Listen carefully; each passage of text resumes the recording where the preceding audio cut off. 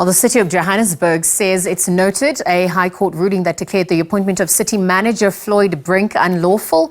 In a statement, the city says it's still studying the judgment and will issue a response in due course. Brink was appointed to the position in February, where earlier on today, the court nullified his 5-year fixed-term contract. But according to the court ruling, decisions and acts taken by Brink in his capacity as city manager won't be invalid. The Democratic Alliance took the city to court to challenge Brink's appointment. All right, so political analyst Dr. Levy Ndou joins us live to unpack the appointment of Johannesburg City Manager Floyd Brink being declared unlawful. Dr. Ndou, thank you for your time with us here on the SABC. Good afternoon to you, Lisa. Good afternoon to the viewers at home. Thank you for having me. Well, it seems the DA did not take the appointment of Brink lying down. What do you make of the judgment?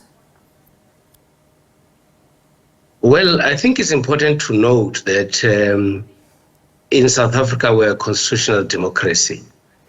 And what you would expect is that all those that are given the responsibilities to be in public offices, to lead and take decisions on behalf of the people, should always do that, ensuring that they do not contradict the Constitution.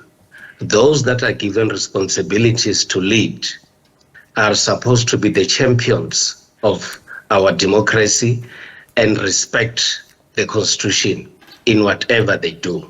And that is why also, because we're a constitutional democracy, if certain decisions are taken which could appear to be against the Constitution, all of us, including political parties and ordinary citizens, can still take such matters to our courts in order for them to make a final determination. In this case, it appears as if Mr. Brink was appointed not having followed certain basic requirements. And of course, if such has not been done, obviously, his appointment becomes unconstitutional. All right, so thank you for that context. On the back of that, I wonder if we could also explore whether there are power struggles that come into play in the city, on the back of the DA also having lost its mayoral position. Help us also understand what's unfolding on that front.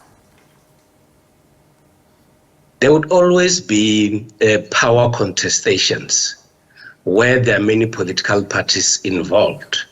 But I think we should only not look at this issue negatively.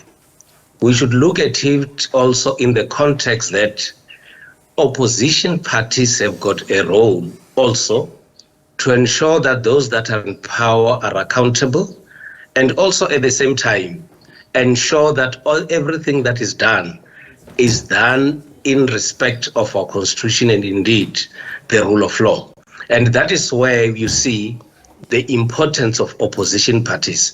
They don't only just oppose, but to a certain extent, they also assist us as citizens, because the decision that the DA has taken to take this matter to court does not only favor the DA, but it also favors ordinary citizens on the ground. And indeed, it is the role of opposition parties to ensure that whatever decisions are taken by those that are in power should actually be in line with our Constitution. And if wrong things appear to have been done, of course, there are many other options that can be explored, like what the DA has actually done. So, Dr. Ndou, following the ruling and bringing the issue of accountability to the fore and due processes as well, walk us through what the process from here on to will be in terms of appointing an acting municipal manager, the correct measures that should be employed. Well, the correct measures are quite in the open. What the city has to do is to ensure that they start a process of appointing a qualified, skilled and experienced person to occupy that office. And of course, if they do not want to see themselves having other court challenges, they should actually do this process very openly and transparently, and indeed involve all those that are represented in the council, so that they should agree on the entire process. Of course, the city of Johannesburg has gone through many difficult challenges, and this one, it's a huge test on how different political parties can still be able to come together and ensure that they work together in the best interest of the citizens of Johannesburg.